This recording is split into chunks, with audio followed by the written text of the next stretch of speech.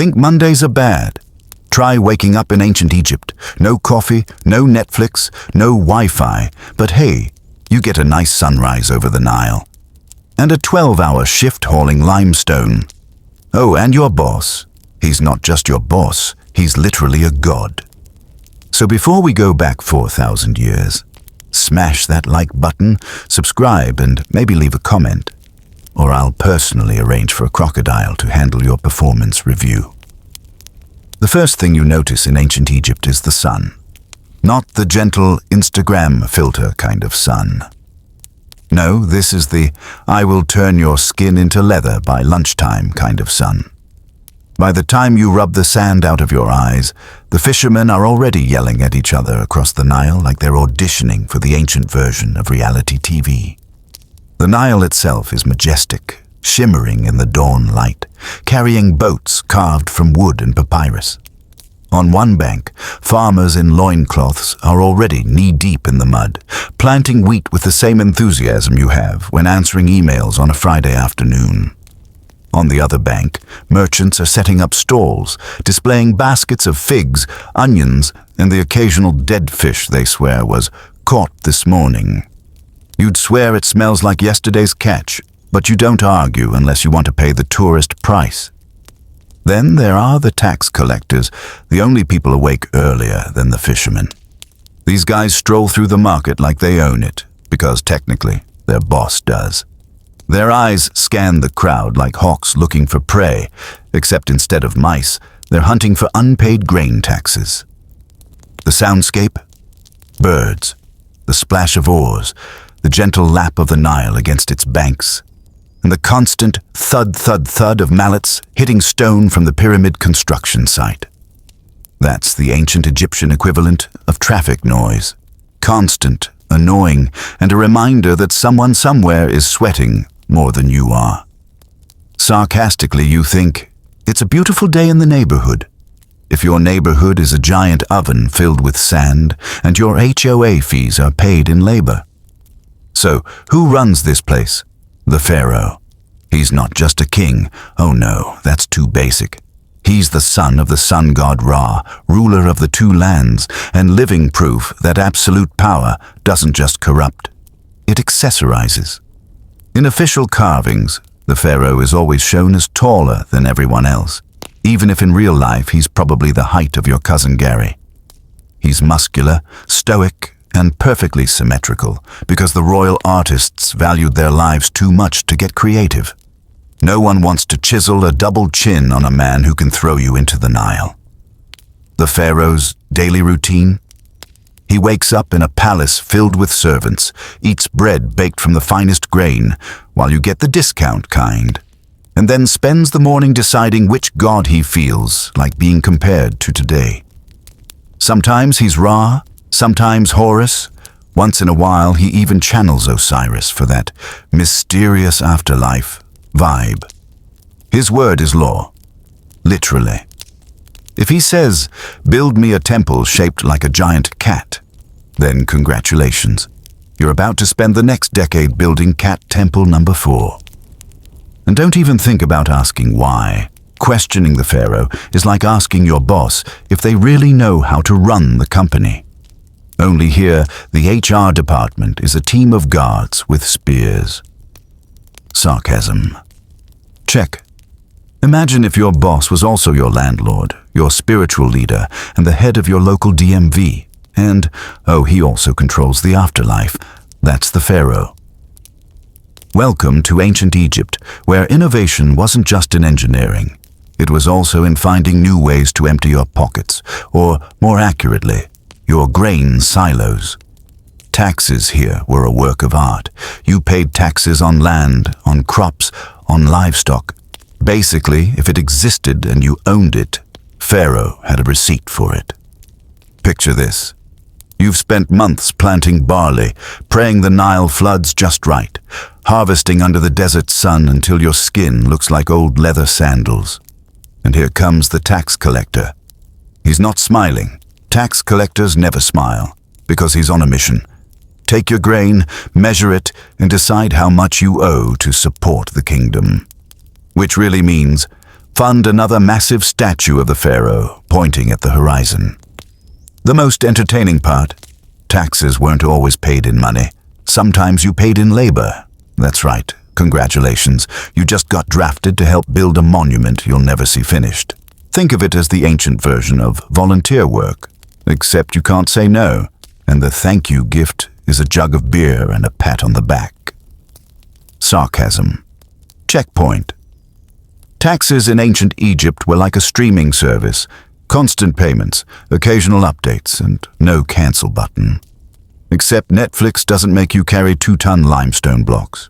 Now, let's talk pyramids, Egypt's most famous landmark, and the world's longest-running construction project. These things weren't built in a year or 10. No, we're talking decades, sometimes generations. Imagine starting your job as a pyramid builder at age 15 and retiring at 65. Still working on the same corner of the same structure. The scale is insane. Huge limestone blocks, each weighing as much as a small car, dragged for miles by teams of sweaty workers, overseen by supervisors who've clearly never lifted anything heavier than a papyrus scroll. The logistics? Mind-boggling. Food, water, tools, shelter, and the occasional pep talk from someone holding a whip. And here's the thing, the workers weren't all slaves like in Hollywood movies. Many were farmers, hired during the off-season. Sounds nice, right? A little extra work to earn some perks? Except the perk was mostly not starving and not being thrown into the Nile. Why build such massive tombs? Because the pharaoh believed in taking it all with him to the afterlife. Gold, furniture, pets, and possibly his favorite beer recipe. The pyramid was essentially a giant "Do Not Disturb" sign made of stone, a declaration to the universe. Here lies the most important man in the world, and yes, he wants you to know it. Sarcasm moment. Your boss builds a monument to himself. You get to help, and your name doesn't even go on it. Welcome to the world's oldest unpaid internships. Let's be clear. Ancient Egyptian style wasn't just about looking good. It was about telling everyone exactly how important you were, preferably from across the Nile. For the elite, fashion meant pristine white linen so fine you could almost read hieroglyphs through it. Add layers of gold jewelry, gem-studded collars, and enough scented oils to make you smell like a walking perfume shop. Their eyeliner, sharper than their political skills, and applied in quantities that would make a modern makeup influencer look underdressed. Bonus: it wasn't just for looks. The kohl helped protect their eyes from the blinding sun and, allegedly, from evil spirits. Win-win. Commoners. Well, your wardrobe was simpler. One outfit for work, one for funerals, and both made from the same scratchy linen that doubled as a towel. Laundry day was whenever the Nile flooded and you had a spare minute to dunk your clothes in it. Sarcasm time.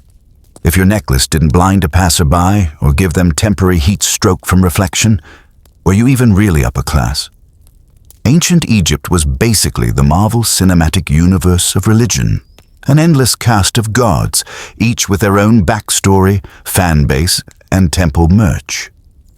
You had Ra, the sun god, sailing across the sky in his solar boat, Osiris, the king of the underworld, with a skin tone best described as afterlife chic, Isis, the goddess of magic and motherhood, and Anubis, the jackal-headed embalmer who looked like he was auditioning for a heavy metal album cover. Worship wasn't a Sunday-only thing. It was an all-day, everyday lifestyle. People brought offerings of bread, beer, or even prized cattle to their local temple.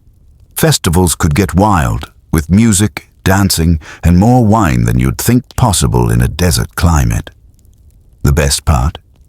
The gods had drama, betrayals, love affairs, murders. The myths were basically soap operas carved in stone. Priests, of course, acted as the ultimate PR team, making sure the official story always ended in divine justice. Sarcasm gem. If the gods were angry, you threw a festival. Works for in-laws too, just add more beer. Step inside the Pharaoh's palace and you'll quickly realize it's less quiet dignity and more political shark tank. Marble floors, gold-inlaid walls, and the constant shuffle of servants carrying trays of food that you, the average citizen, will never even smell. Every corner has a guard, and every guard has the same blank expression that says, "I'm paid to stab, not to smile."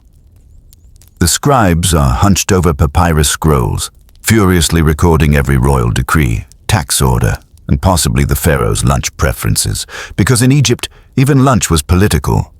Court gossip? Oh, it's everywhere. Who's in favor with the pharaoh this week? Which noble was caught sleeping during a religious ceremony? Who accidentally dropped a sacred vase worth more than a small village?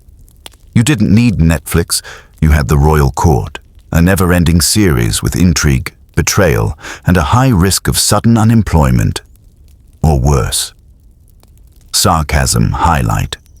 The palace was basically a reality show with higher stakes. If you lost here, you didn't just get voted off. You got written out of history entirely. Romance in ancient Egypt was a delicate dance, sometimes literal, because festivals often turned into matchmaking events after enough wine. Among the elite, love was usually a political arrangement. Your soulmate was carefully chosen for their ability to strengthen your family's power, not because they made your heart skip a beat. If you got butterflies, it was probably because of bad bread. For commoners, love could bloom more naturally, but there was always some obstacle. Maybe your father thought your beloved wasn't from the right family, or maybe the person you adored was already promised to someone else. And let's not forget, if the pharaoh decided he liked your future spouse. Well, congratulations. You're now single again. Marriage contracts were common, and yes, they were legally binding.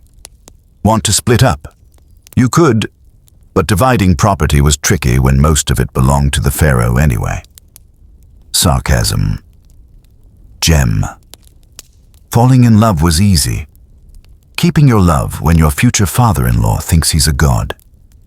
That's where the real challenge begins. When you think of ancient Egyptian warfare, you might imagine chariots racing across the desert, bronze weapons flashing in the sun, and armies clashing in glorious battle. The reality? Well, yes, that happened. But a lot of war in Pharaoh's time was about looking intimidating enough that nobody wanted to actually fight you. Picture this. The pharaoh rides out in his gilded chariot, feathers waving, gold glittering so brightly it could cause temporary blindness. Behind him, an army of soldiers march in perfect formation, drums pounding like the world's earliest hype music. It's a statement. We are here. We are shiny. Don't mess with us. Diplomacy wasn't much different.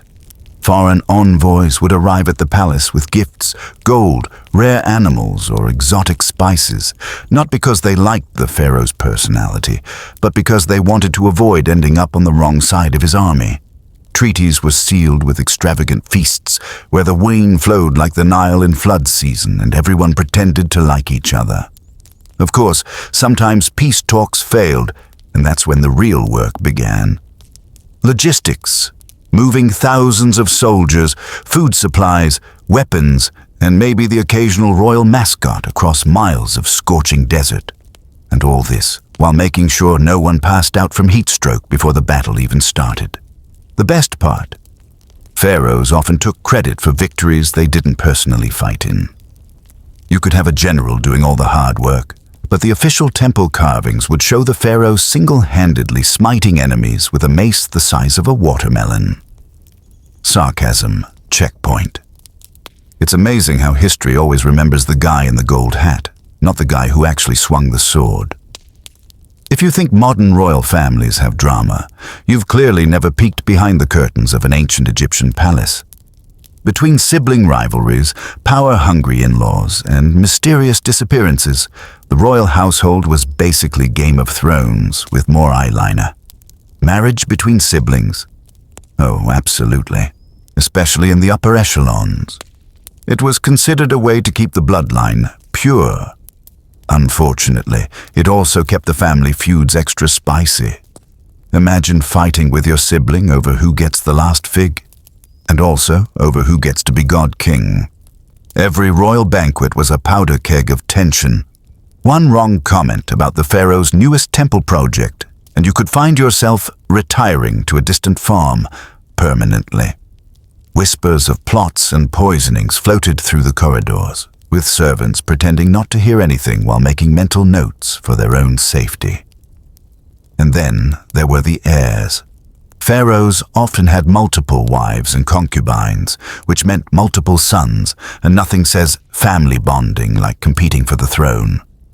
Alliances shifted like desert sands. Today's favorite could be tomorrow's exile.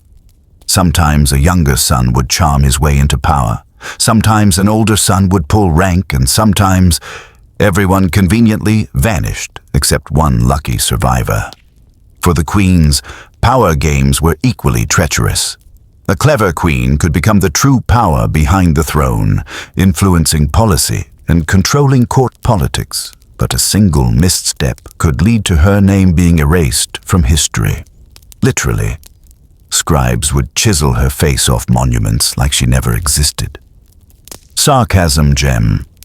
Royal family dinners must have been fun, nothing like eating roast duck while wondering if your wine has been seasoned with a little arsenic. If you think modern music festivals are intense, you've clearly never seen an ancient Egyptian religious celebration. These weren't small, polite gatherings with a few prayers and a quiet dinner. No, they were full-blown, multi-day spectacles designed to keep both the gods and the people entertained. The Egyptians had a festival for everything. The Nile floods? Festival. A new pharaoh? Festival. A particularly good barley harvest? Festival. A temple's grand reopening after renovations. You guessed it, festival. It was basically the original excuse for skipping work without getting in trouble. Picture this.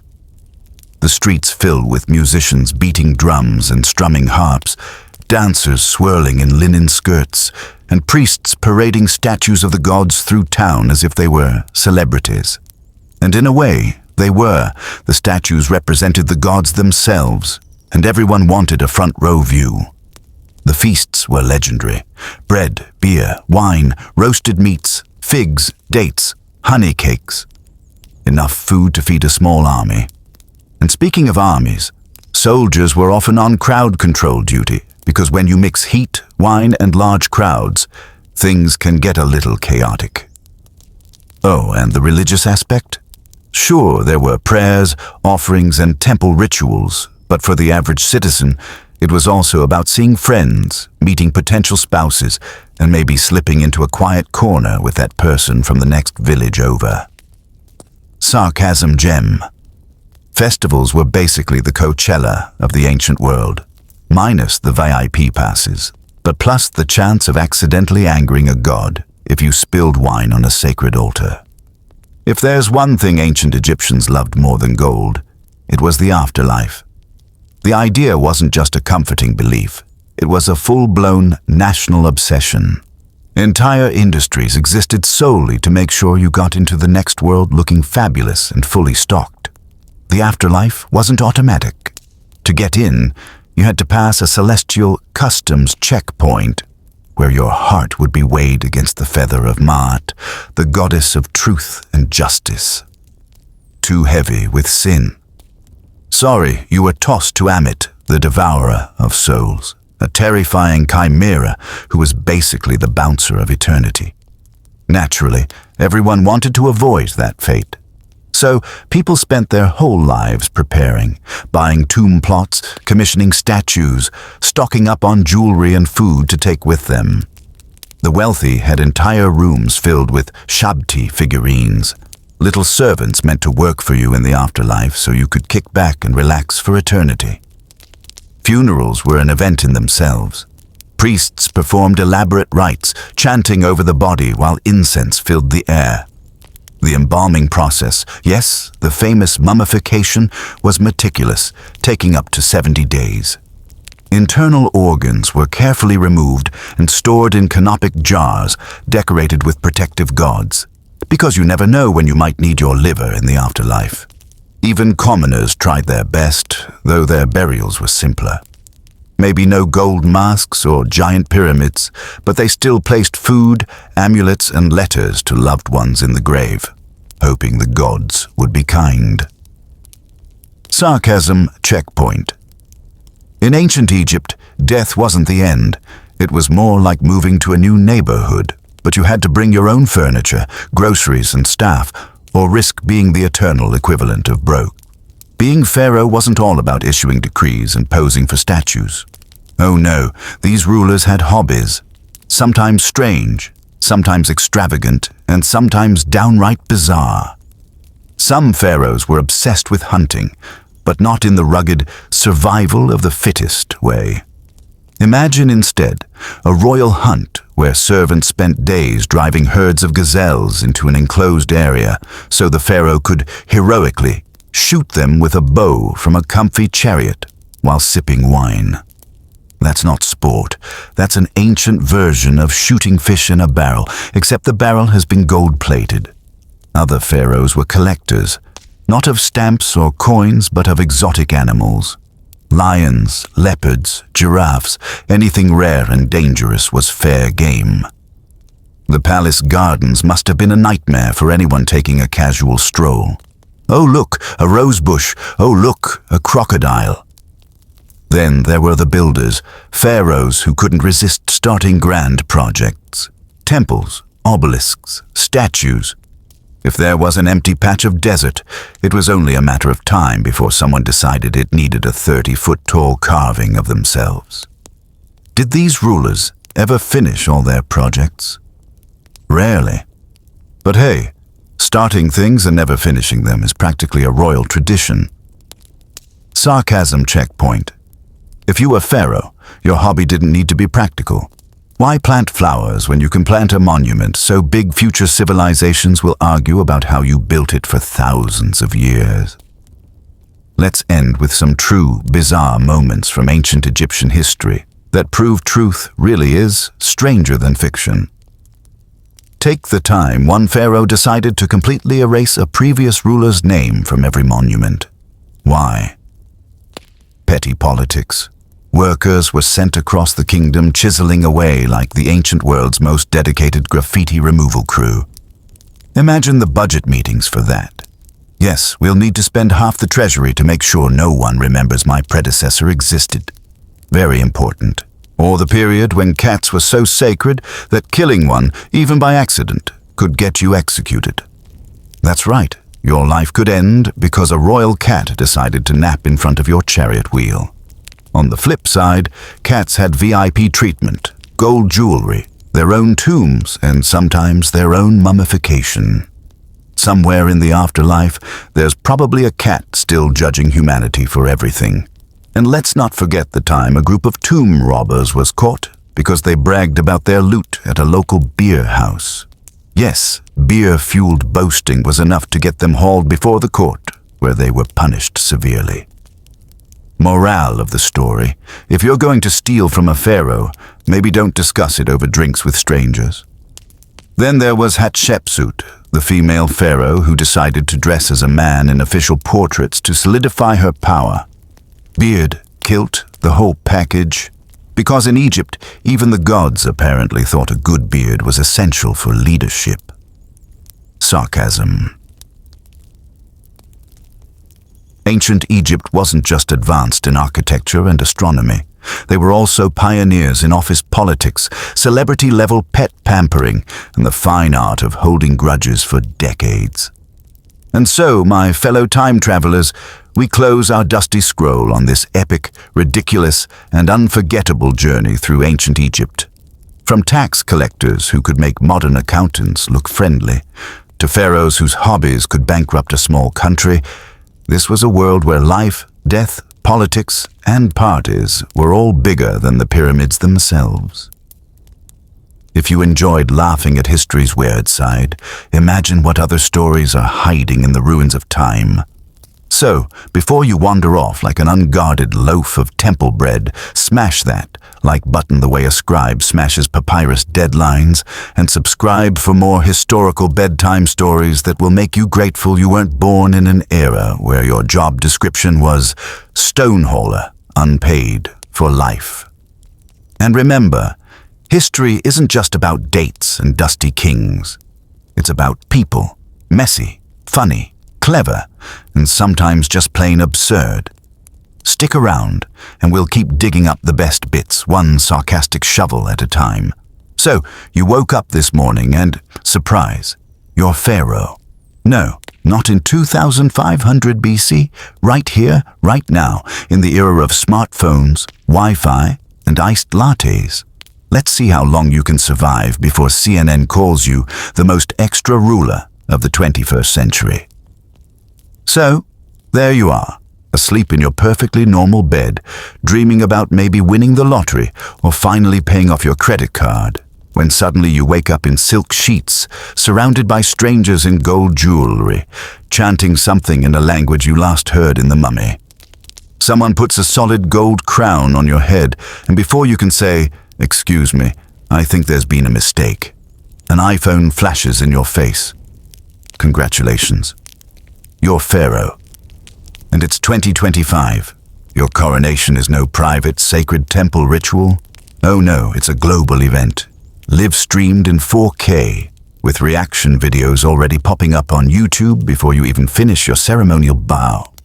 There's a drone circling overhead, capturing slow-motion shots for TikTok. The hashtag number #NewPharaoh is already trending on Twitter, and conspiracy theorists are screaming that you're a lizard person. The royal regalia they put on you is a blend of ancient tradition and modern disaster. The Neem's headcloth? Yes. The ceremonial crook and flail? Sure. The golden sandals? Obviously.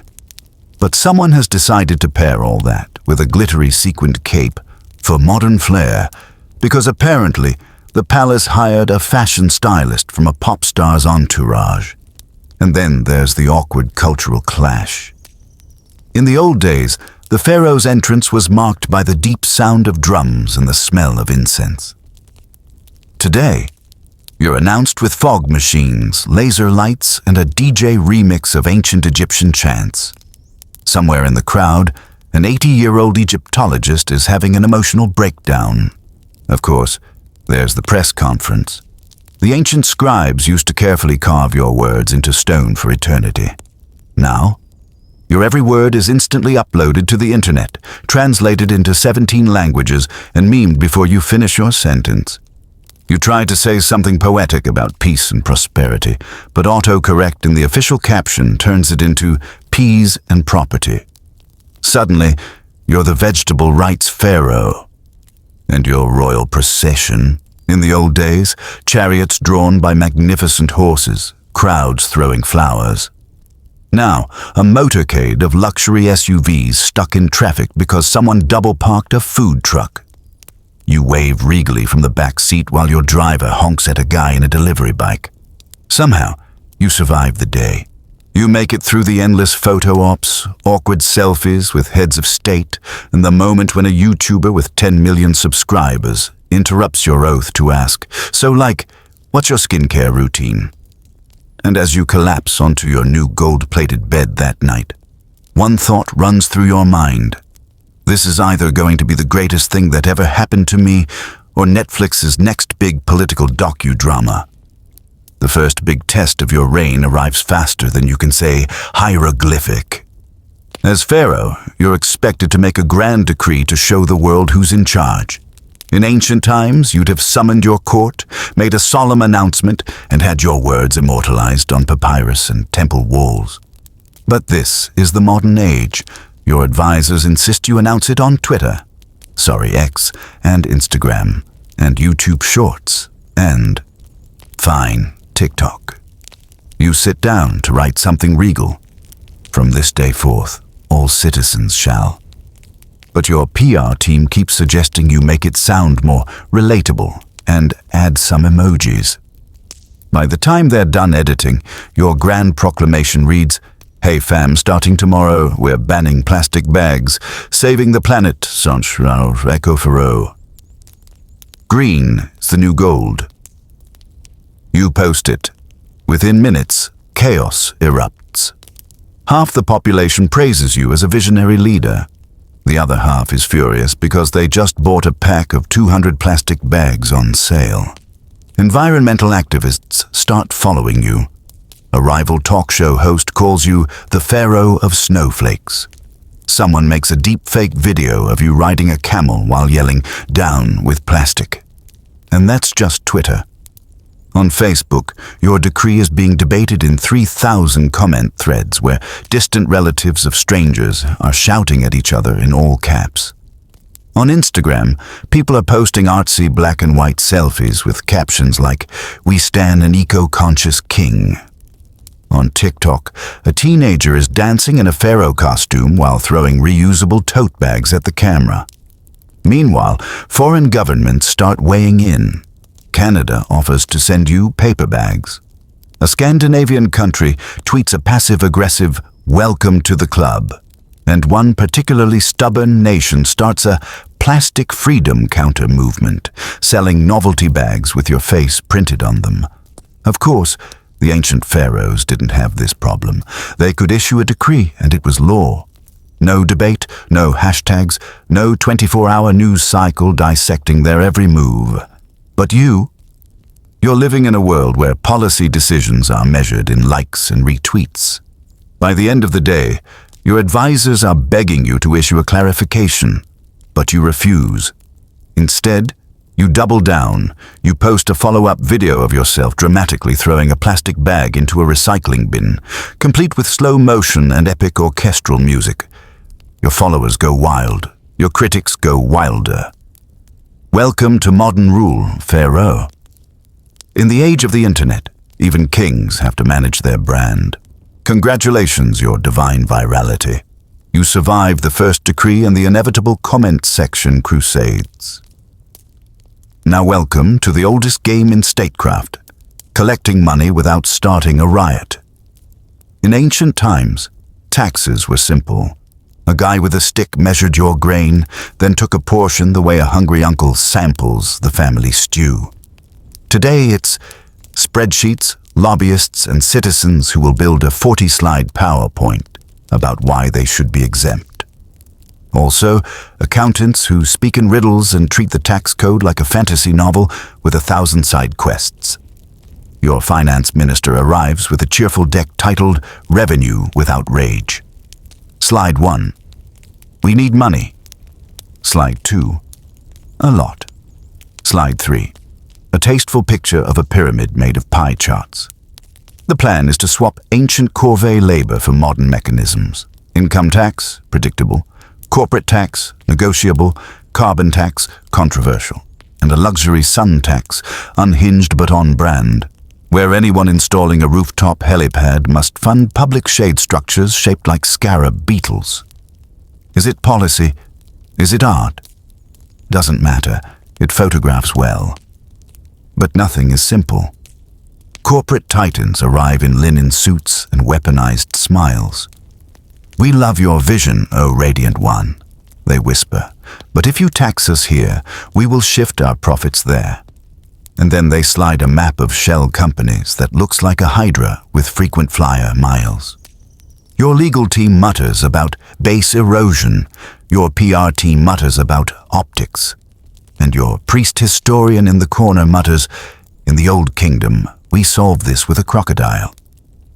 HR preemptively denies the crocodile requisition. You try a sin but stylish approach. Keep the classic sin taxes, booze, gambling, add modern vices, micro-betting apps, loot boxes, predatory subscriptions, and wrap them in feel-good earmarks. Every micro-bet funds macro libraries. Every luxury perfume purchase plants 10 palm trees.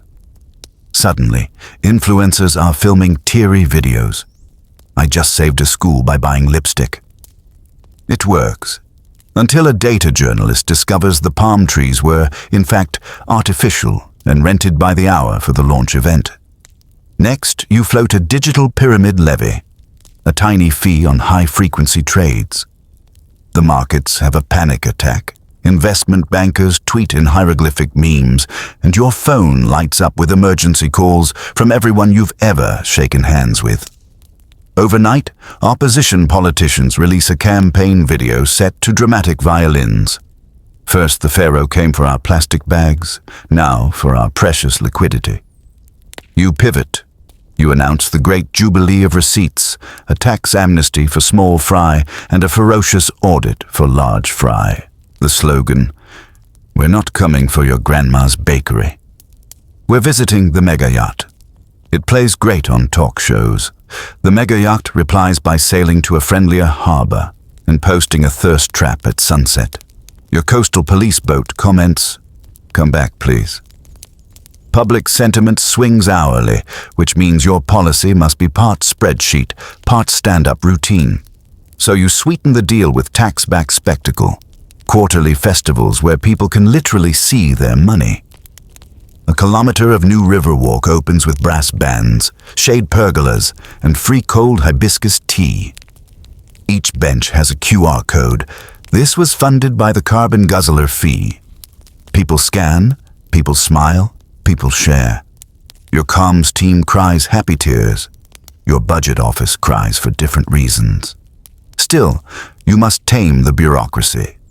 Ancient Egypt had scribes who could compute grain yields faster than you can open Excel. You modernize them. You build a Maat dashboard, named for the goddess of balance. A public portal showing where funds flow and why, rendered as intuitive charts with just enough gold trim to stroke your divine ego. Citizens can track a tax dollar as if it were a package. Your contribution left account A at 0914, spent 48 hours at procurement, and is now installing solar canopies at stop number 312. Transparency turns suspicion into curiosity, and curiosity into grudging trust. Of course, someone will always be angry. A viral clip shows a fruit seller yelling, "Why tax my dates? They already expire." You visit his stall, buy 2 kilos, and quietly refund the market's stall permits for a month. The clip of you haggling over figs, smiling, and then waving off the camera's rockets to 50 million views. Your polling bounces. The palace social team posts, "A ruler who can carry a nation should carry a crate." The comments section replies, "Okay, Pharaoh, pop off."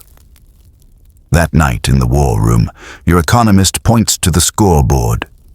Deficits down, compliance up, torches not yet lit. You're not beloved, but you're funded, and in statecraft, funded is the default setting for possible. You sleep well, dreaming of a world where taxes are painless. Then you wake up because Chapter 4 just knocked at the door with a hard hat and a 3D model the size of a minibus. Pharaoh's build. That's the job description carved into the jobstone. Your ancestors did pyramids. You, apparently, must do something that breaks skylines, search trends, and a few municipal hearts. Enter the New Horizon, a climate-positive, people-first, wildly photogenic mega-project that says eternity, utility, and please don't call it vanity in the same breath. The pitch deck glows, a stepped solar pyramid rising from a public park, wrapped with vertical gardens and wind-catching shafts that cool the interior without fossil fuels. The top houses a museum of the Nile. The middle layers host schools, clinics, and maker spaces. The base is a shaded agora with free Wi-Fi and a library where the books smell like triumph. It's not just a monument. It's a machine for public good. Then reality walks in. First, permits. In the Old Kingdom, permit meant Pharaoh said yes. In the New Kingdom of zoning, permit means 12 agencies, 73 forms, 2 environmental impact studies, 1 historical review, and a neighborhood council that meets on Tuesdays at 5 p.m. in a community hall, with folding chairs and a man named Mahmoud who has strong feelings about traffic. You attend. You listen for 3 hours. You promise bike lanes, a tram stop, and a nocturnal animal-friendly lighting plan. Mahmoud nods once, which is the modern equivalent of a royal seal. Second, NIMBY versus Yayumbai. Some residents love the park, shade and jobs. Others produce a 27-page PDF titled "The Pyramid Will Steal Our Sunset." You commission sunset studies with adorable time-lapse simulations that show golden sunlight caressing balconies. One widget lets users drag a slider labeled "Sun Hand of Ra" to see how the light shifts. It's ridiculous. It works. Third, procurement. In the past, you said, "Bring limestone," and limestone appeared, pulled by 5,000 sweating souls and an aggressive foreman. Now you issue a tender. Bids arrive wrapped in buzzwords: smartcrete, bioadobe, geofoam. A startup proposes bricks grown from mycelium that sing when happy. The priest historian whispers, "Mushrooms in the walls?" Your sustainability chief whispers back, "Wait until you see the life cycle analysis." You split the difference. Recycled stone facades over high-tech cores, so the building looks ancient on Instagram but sips power like a monk. Construction day arrives with cranes, drones, robotic mules, and a union rep named Salma who will absolutely end you if safety slips. You love Salma. She walks the site with a stopwatch and a glare. Ancient overseers had whips, modern ones have OSHA and a podcast. Progress is steady until the foundations meet a surprise: buried ruins. The archaeologists squeal, the contractors groan, and your inbox explodes with scholars begging for time. You give it. You announce the great pause of reverence. Cameras film dust-brushed pottery rising from the earth like memories. You redesign the base to hover above a glass-floored gallery so visitors can see the old city under the new. Tour guides weep. TikTok writes sonnets. Meanwhile, conspiracy YouTubers go feral. "Aliens are back," declares one thumbnail with your face photoshopped green. Another accuses you of building a secret mind control ray. You post the engineering schematics and invite 3 of the loudest skeptics to tour the site with hard hats and laser measurers. They leave with merch and a new video titled "We Touched the Pyramid, and it was surprisingly wholesome." Internet temperature lowered to simmer. Supply chains hiccup. A ship gets stuck in a canal again, and your facade tiles are enjoying an unplanned cruise. You pivot to local suppliers, fire up kilns, and launch a crafts revival corps that trains stonemasons, mosaic artists, and bronze workers. The workshops become content gold, young apprentices chiseling lotus motifs while a master tells stories of Hatshepsut and Imhotep. Culture ministers clap. Tourists book flights. Your economic graph purrs. Then politics does what politics does. An opposition figure claims the project is a golden selfie for a golden ego. You counter with boring, devastating numbers. School capacity up 40%, clinic wait times down 60%, heat stroke cases near the park down 75% thanks to shade. You don't gloat. Your comms team glares at you until you gloat a little. Opening day. The plaza is a sea of faces. Musicians tune, drones hover like glittering beetles. You take the stage under a canopy of date palms and a sky so blue it looks curated. The priest historian invokes Ma'at, truth, balance, order. The sustainability chief flips a ceremonial breaker. The solar skin hums to life. The vertical gardens exhale cool air like the building just sighed. Children shriek when the glass floor reveals the ruins below. Elders sit on benches engraved with donors' names and text grandchildren. We are at the new thing. It is good. Fireworks. You choose silent ones, light only, out of respect for birds and babies. Social feeds blossom with videos, a grandmother pointing at hieroglyph-inspired wayfinding. Teens skateboarding through the shaded arcade. A nurse from the clinic listing the vaccinations given that morning. A kid licking melted date gelato and announcing, "This is my pyramid." That night, you climb to the museum at the top. The city spreads in every direction, a constellation of windows, streetlights, and small lives. An attendant brings fresh mint tea. You press your palm to the railing. It is warm from the day, cooling now under the hour of jackals. You think of the ledger back in the office, the debt amortization schedule, the maintenance budgets that never end. Eternity isn't built once. It is maintained daily by people with wrenches and brooms. Your phone buzzes. A notification. Air quality improved 12% in the district since the park opened. Another. Nighttime temperatures down 1.4 degrees Celsius under the shade canopies. A third. A blurry selfie of Mahmoud from the neighborhood council giving a shy thumbs up. You laugh. You forward it to the group chat titled Team Afterlife on Earth. You step to the glass and look down through the museum floor. Beneath your feet, pottery, walls, secrets, the patient city that waited for you. Above, solar stars harvesting sunlight for tomorrow's clinics and classrooms. Between the old and the new, someone has bolted a small brass plaque into the frame. It reads, "Built to be useful, built to be beautiful, built to be forgiven by time." You don't know which architect wrote it, but you whisper thank you anyway. To them, to the workers, to the citizens who argued and then showed up. For one heartbeat, you understand the pharaohs who came before. The ache to make a mark without making a mistake. The temptation to build for ego, redeemed by the grace of building for people.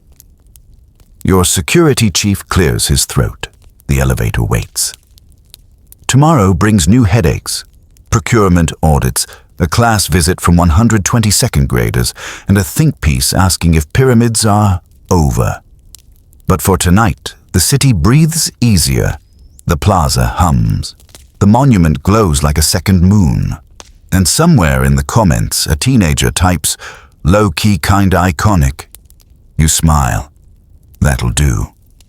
In the old days, diplomacy meant lavish banquets, carefully scripted alliances, and maybe sending your daughter to marry some other ruler to cement peace.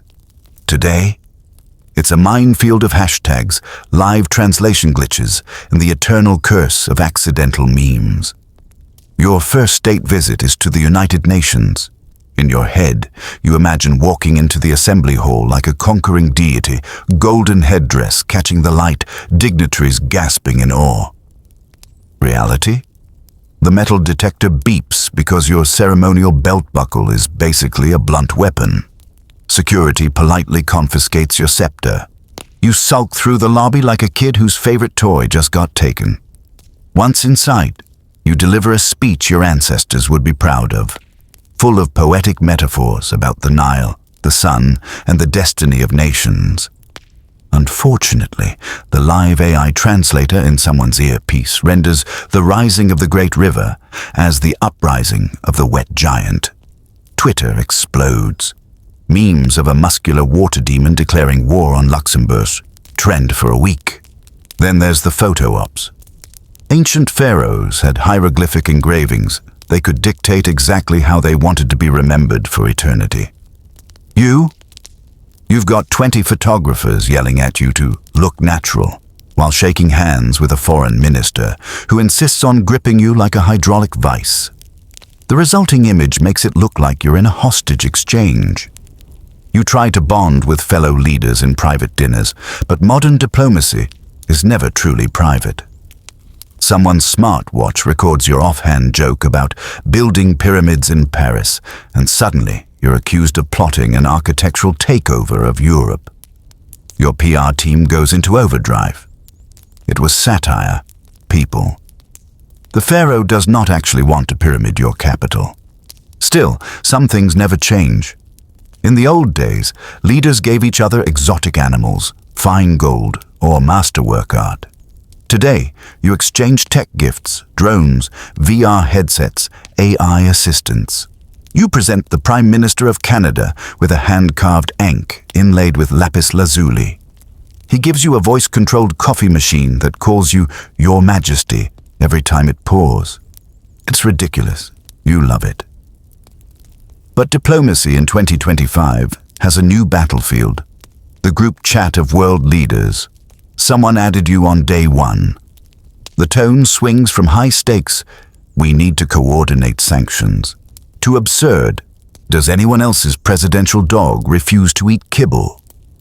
You quickly learn that a well-timed gif, Ramses II doing a thumbs up, can smooth over more tensions than a week of formal talks.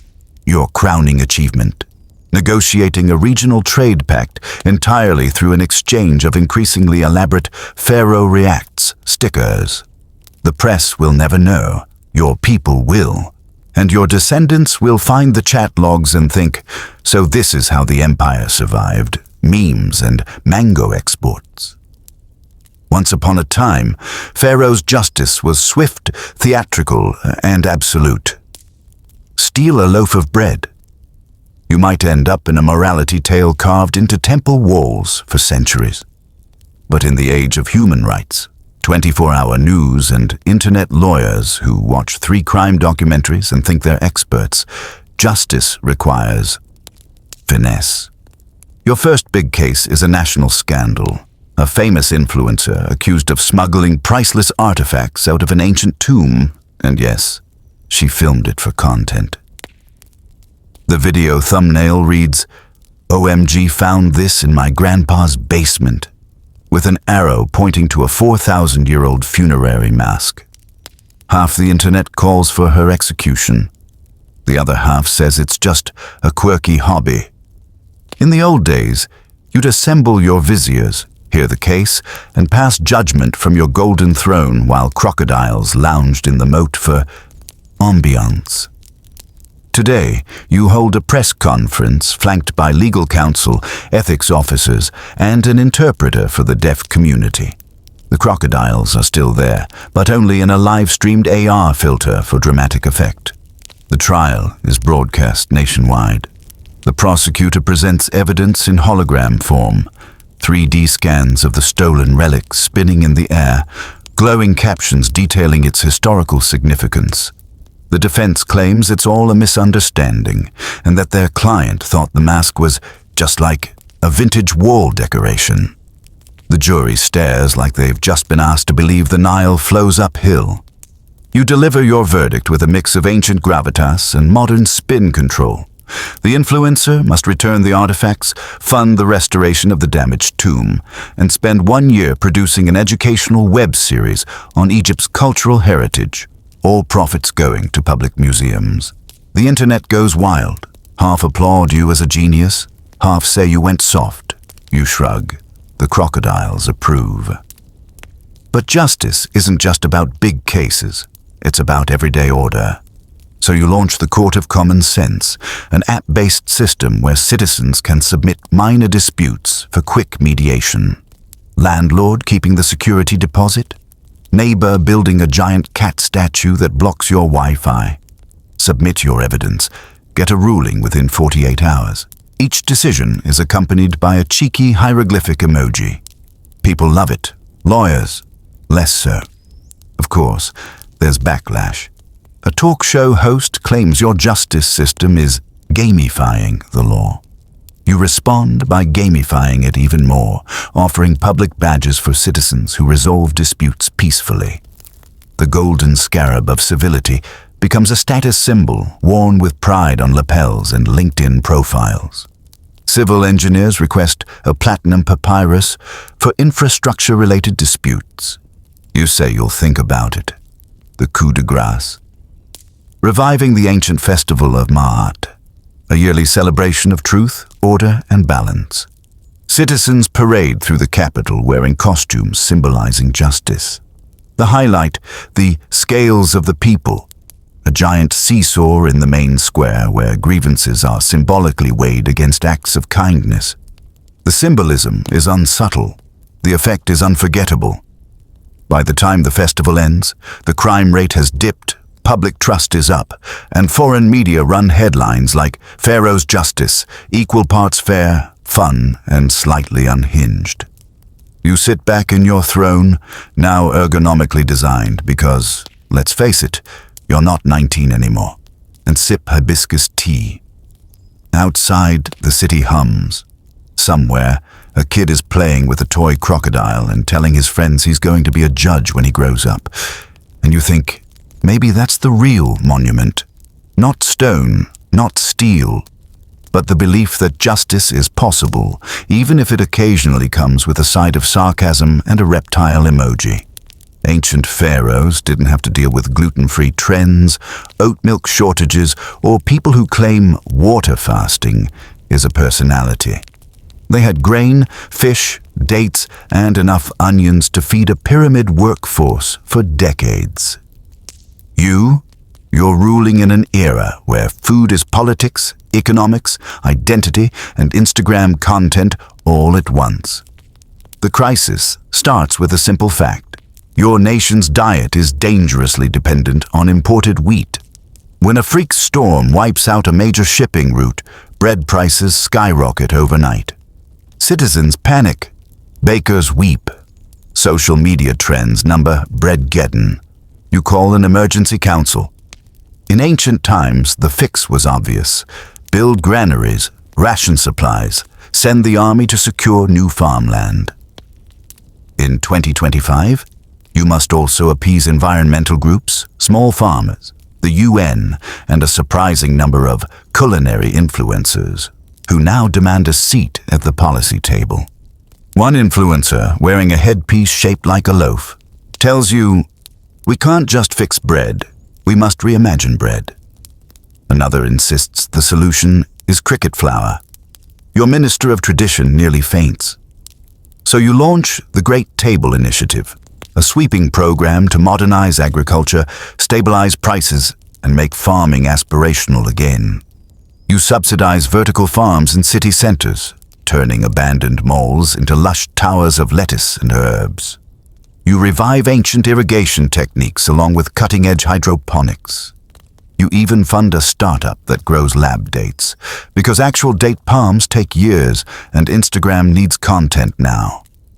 But food is cultural. Ban the wrong pesticide and you've offended a centuries-old olive grove cooperative. Introduce a genetically engineered tomato and you're accused of playing raw. You tread carefully. You hold televised cooking challenges where celebrity chefs must prepare ancient Egyptian dishes with modern sustainable ingredients. The ratings skyrocket. Suddenly, kids are begging their parents to make lentil stew and fig cakes. For the poorest citizens, you revive the Bread for All decree, subsidized staples distributed in reusable baskets, each stamped with your seal and a QR code linking to recipes, storage tips, and a video of you dramatically tasting the bread and nodding in approval. The clip becomes a national comfort meme. Pharaoh says it's good, becomes shorthand for anything reliable. Your final move? The Festival of Plenty. A week-long citywide feast where food vendors line the streets, musicians play, and no one pays for a single bite. You stroll through in casual linen, eating honey pastries handed to you by grinning grandmothers, laughing with kids who have sesame seeds on their cheeks. The cameras catch it all. By week's end, bread prices are steady, the panic is gone, and foreign journalists call you the Pharaoh who fed Instagram. In ancient Egypt, a pharaoh's greatest obsession, after ruling well and not dying of an infected mosquito bite, was preparing for the afterlife. Tombs, treasures, elaborate burial rites, the Book of the Dead, all carefully designed to ensure a smooth journey to the field of reeds. You, ruling in the present day, have the same existential itch, except now the afterlife is competing with space travel, cryogenics, and billionaire-funded immortality startups. Also, people keep tagging you in memes asking, "So do we still mummify?" or one morning, your Minister of Cultural Continuity presents the Digital Afterlife Project. A plan to preserve the stories, faces, and voices of every citizen in a massive, interactive archive. Imagine holographic great-grandparents telling bedtime stories, AI-driven memory gardens where people can visit their ancestors, and virtual tomb tours where you can wander through reconstructed pyramids without breaking a sweat. The pitch is seductive. You approve it. Teams of archivists, coders, and historians get to work. Soon, families across the kingdom are recording oral histories in sleek booths decorated with papyrus motifs. Every tale, from epic war stories to recipes for perfect falafel, is tagged, stored, and linked to family trees. But the project takes an unexpected turn. People start customizing their afterlife avatars. Some choose idealized younger selves, others add wings, glowing eyes, or, in one notable case, the body of a lion with the head of a beloved pet parrot. The historians weep. The internet roars with laughter. To keep it culturally grounded, you also revive the Pyramid of Names, a towering digital monument that projects the names of the deceased across the night sky in glowing hieroglyphs. Families gather to watch their loved ones' names shimmer above the capital. It's breathtaking, and of course, it's live-streamed. Then comes the big philosophical debate. If your consciousness can live forever in the digital archive, do you still need a tomb? The priests say yes. The youth say meh. You broker peace by introducing hybrid burial pods, part traditional tomb, part data server, powered by solar panels, with free public Wi-Fi in the surrounding gardens. The tagline writes itself, eternity, but also Netflix.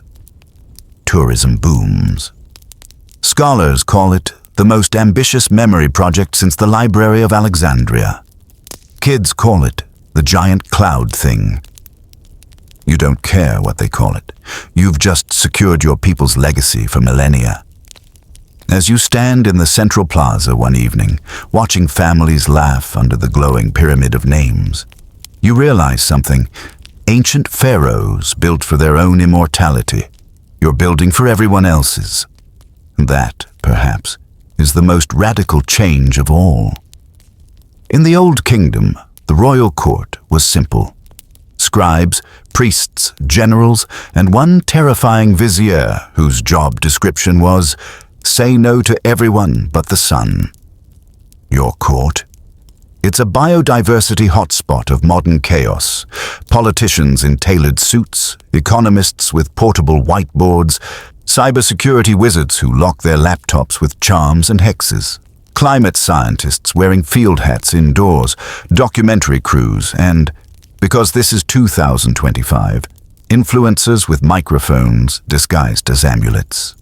Then there are the cousins. You didn't know you had so many until you became Pharaoh.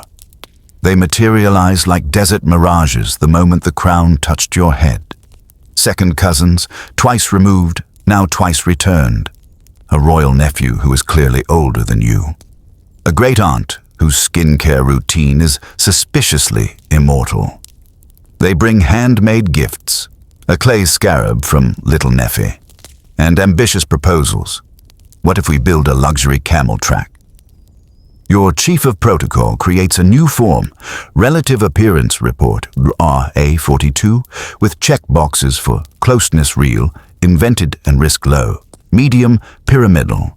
To impose order on this circus, you design the 3 rings of access. Ring 1, the necessary adults. Ministers with actual portfolios, health, education, finance, climate, culture. Plus your head of the Royal Data Garden, who manages the digital afterlife servers and speaks only in uptime. These people can wake you at 3 a.m. They do, often. Ring 2, the useful chaos. Mayors, union leaders, civil society organizers, artists, athletes, imams and priests and rabbis. The Grandmother's Council and the youth delegation that says low-key before every policy opinion. They bring problems and solutions in equal measure. They keep you honest. Ring 3, the glorious noise. Influencers, vlogging historians, bronze-tier oligarchs, and the famous pastry chef whose baklava can end wars. They get scheduled for ceremonies, listening sessions, and a very photogenic ideas market. Ideas are harvested. Most are composted into PR. You also create a lobbying sunwalk, an actual corridor of glass where any meeting with lobbyists must be held in public view, with live subtitles and a timer that rings like a temple bell at 20 minutes. Watchdogs clip the best moments. One conglomerate exec arrives with a 40-slide deck arguing for self-regulated palm oil ethics, and leaves with a commitment to plant 2 million native trees instead. The Sunwalk claims its first trophy, a tie pin surrendered at the door. Inside the palace, culture clashes aren't just vertical, old versus new. They're horizontal. Ministry of Tradition versus Ministry of Experiment, Public Health versus Festival Committee, National Rail versus Royal Chariot, Cybertruck Unit. You institute Wednesday Mart, a weekly stand-up where each team must present one metric that improved an ordinary life that week. A clinic wait time, a pothole repaired, a permit streamlined, a school garden planted. If they brag without a metric, the gong sounds and the meeting ends. After 2 gongs, even the influencers arrive with spreadsheets. Naturally, the gossip economy thrives. A palace telegram channel, Spill the Sistrum, posts blind items. Which senior advisor demands dates from the royal orchard but can't stand dates? Answer: half the building. A rumor surfaces that you sleep on a gold leaf mattress. You go on live TV and bounce on a very normal memory foam bed like a late-night host. Approval climbs 3 points from relatable spine. Amid this ballet, an unavoidable subplot. Love. You're single, or newly complicated, which creates a national pastime of matchmaking. Your grandmother's friends submit dossiers. This one is a hydrologist with perfect posture. The youth delegation ships you with a climate lawyer because your eye contact lasted 0.7 seconds longer than average at a press conference. Pharaoh ship trends with fan edits and slow-mo smiles. Your PR team begs you not to breathe near anyone for more than 5 seconds. You try to keep a dignified distance, and then a paparazzi drone captures you laughing at a street cafe with a violinist who busks under the bridge. Tabloids melt. Conspiracy channels insist she's a spy from a rival state. Your security chief notes she carries only a violin and an almond croissant. The internet splits. Let him be human versus sans monarchy must explain croissants. You issue a statement so bland it evaporates in sunlight. The Pharaoh enjoys music. The youth delegation replies, "We enjoy transparency." You reply by funding 100 after-school orchestras. Checkmate cynicism. Even with boundaries, court gravity pulls. A cousin angles for an honorary chairmanship of the National Precious Metals Initiative. You counter with anti-nepotism glass. Any relative who accepts a role must undergo a live public interview, declare assets, submit to annual audits, and answer 3 questions from the grandmother's council. Overnight, the family discovers passion for humanitarian work in distant provinces. The provinces benefit wildly. To keep your own soul from calcifying, you reserve thoth hours, unannounced visits beyond the palace. You ride the tram, sit in clinics, hold court in a night market over mint tea, talk to bus mechanics under the depot's sodium lights. A photo leaks of you under a workbench, pointing at a cracked hose. Skeptics call it staged. The mechanic posts, "He smelled like machine oil for 2 hours." That's not staging. The city glows a little warmer that night. Your new court, for all its noise and glitter, does something ancient courts rarely managed. It makes space for dissent, for grandmothers, for teenagers, for carpenters who never expected to brief a pharaoh.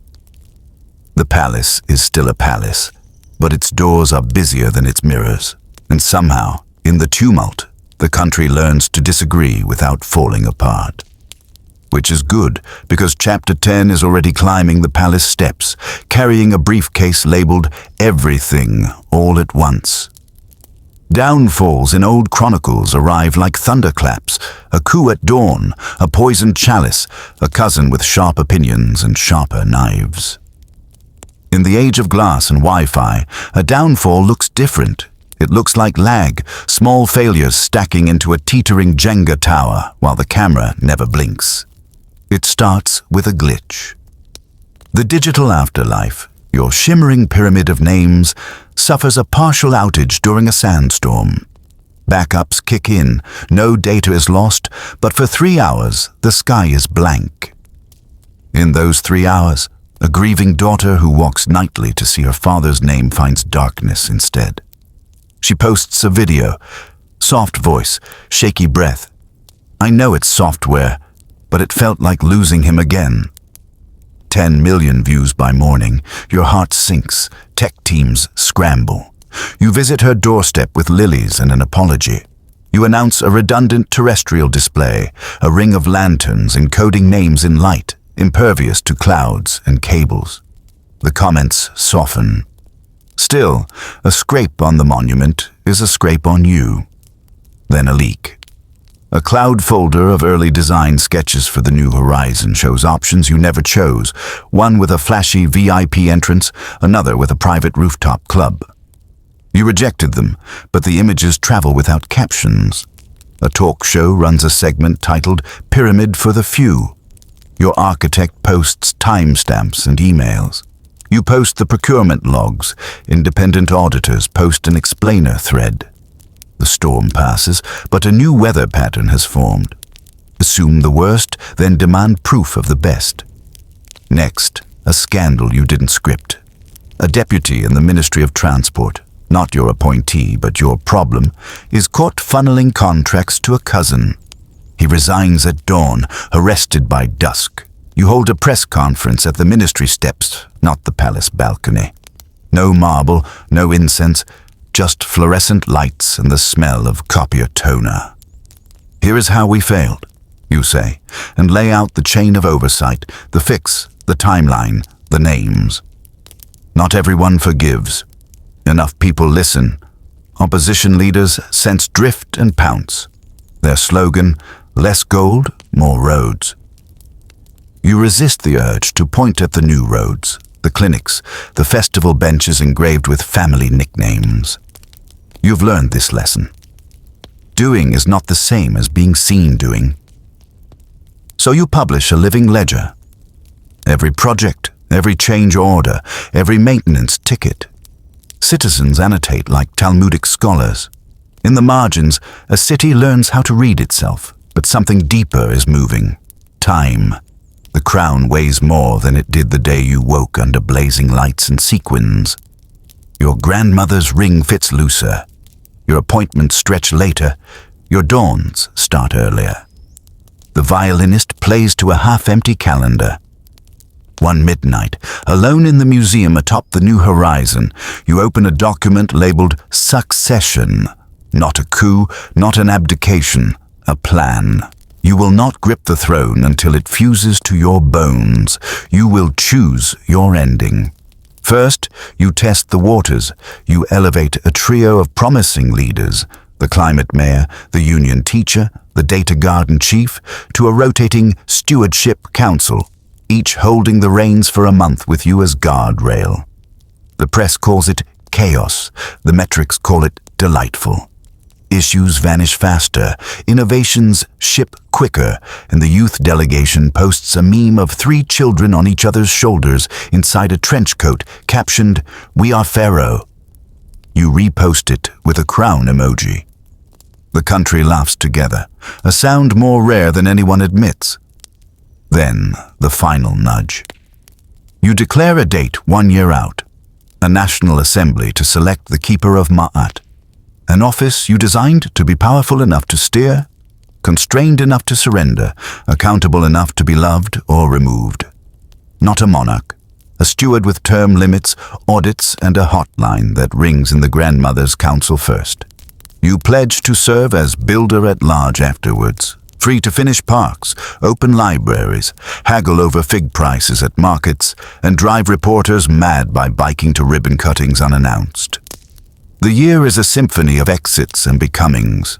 You train in public, handing the microphone to the climate mayor at a flood response drill, letting the teacher answer budget questions on live TV, watching the data chief explain privacy in kinder words than anyone thought possible. When they stumble, you steady, not steal. On the last night, the city gathers beneath the pyramid of names.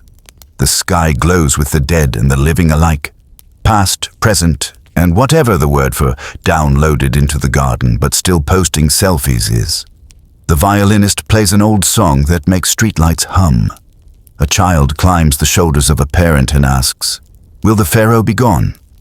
The parent says, "No. We will be Pharaoh for a while." You speak briefly. You thank the stone and the software, the nurses and the crane operators, the grandmothers and the kids with skateboards in the arcade's shade. You say the line you wrote months ago and hid in your pocket. The crown is just a circle until people stand inside it with you. In the morning, you wake to an ordinary room. No guards in the hallway, just the soft clatter of a neighbor making tea. You put on linen, comfortable shoes, and a sun hat a little too big. You take the tram. You step off at a stop where the plaque reads, "Funded by the carbon guzzler fee," and a grandmother pats it twice like a friend. You wander into a library whose windows reflect a pyramid that is not yours anymore and never really was. Your phone buzzes once, a text from the new keeper of Ma'at. Question about the granary contracts. "Can you swing by?" You smile. You send a thumbs up, then a scarab, then a gif of Ramses II doing a very dignified thumbs up. Somewhere, an opposition leader writes a speech about continuity. Somewhere, a cousin drafts a cautious email about a camel track and deletes it. Somewhere, a mechanic holds up a hose and tells a trainee, "You know who spotted this first?" The Pharaoh. The trainee says, "Which one?" The mechanic shrugs. Doesn't matter. The work continues. That night, in your not gold bed, you sleep without the crown. The city breathes. The monument glows like a patient star. The afterlife servers purr. And in the plaza, a small brass plaque no one notices on their first visit says, "Built to be useful, built to be beautiful, built to be handed on." You did not fall, you finished, and in a world addicted to cliffhangers, that might be the bravest ending of all.